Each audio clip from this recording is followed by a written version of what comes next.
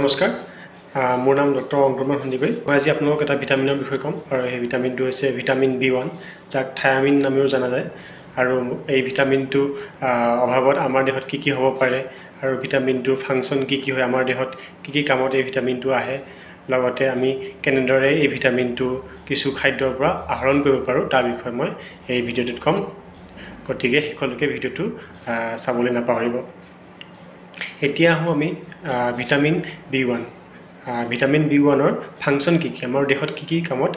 vitamin B1ৰ অৰিহণা থাকে থাইমিনৰ প্ৰথম কামটো হৈছে এনাৰ্জি প্ৰডাকশ্যন কৰা আৰু আমি যি খাদ্য গ্ৰহণ কৰোঁ তাৰ পৰা কাৰ্বহাইড্ৰেটৰ পৰা গ্লুক'জ প্ৰস্তুত কৰে গ্লুক'জৰ পৰা কেনেকৈ আমাক শক্তি যোগাব পাৰে সেই কামত থাইমিনৰ যথেষ্ট অৰিহণা থাকে দ্বিতীয়তে থাইমিনে নাৰ্ভ হেল্থত সহায় কৰে আমাৰ যিবিলাক স্নায়ু আছে স্নায়ুবিলাকত ইম্পালছ পৰিবহণত সেইবিলাকত থাইমিনৰ বহুত অৰিহণা আছে আৰু 3 নম্বৰতে শৰীৰৰ যিবিলাক মাংসপেশী আছে সেইবিলাক সংকোচত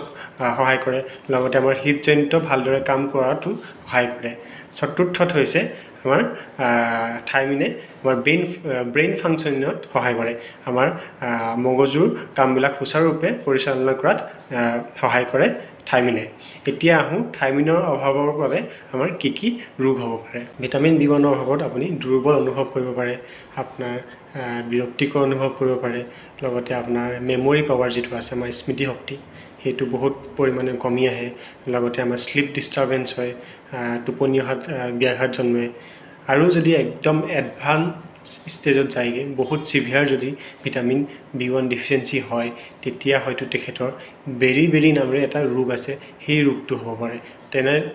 সেই ৰোগৰ ফলত কি হয় এই ব্যক্তিজনৰ খোজ কঢ়াত অসুবিধা হয় লগতে ভৰি ফুলি আহিব পাৰে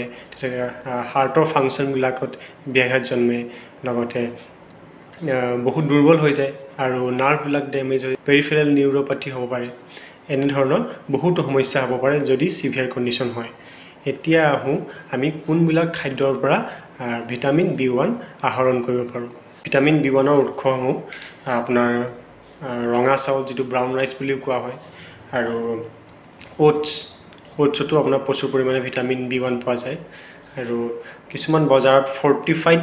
চিৰিয়েলছ পোৱা যায় চিৰিয়েল বুলি ক'লে আপোনাৰ যিবিলাক জৱ ধান মাকৈ বাজৰা ফৰ্টিফাইড মানে আপোনাৰ পিছত মানে এইবিলাক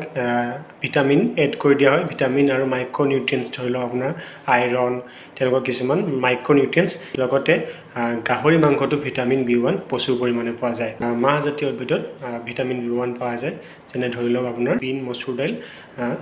ইত্যাদিটো আপোনাৰ প্ৰচুৰ পৰিমাণে ভিটামিন পোৱা যায় এইটো ভিডিঅ'ত আপোনালোকক ভিটামিন B1ৰ বিষয়ে ক'লোঁ আৰু নেক্সট ভিডিঅ'ত আপোনালোকক এটা বেলেগ ভিটামিন বিষয়ে ক'ম আপোনালোকৰ সুস্বাস্থ্য কামনা কৰি এই ভিডিঅ'টো সামৰিছোঁ ধন্যবাদ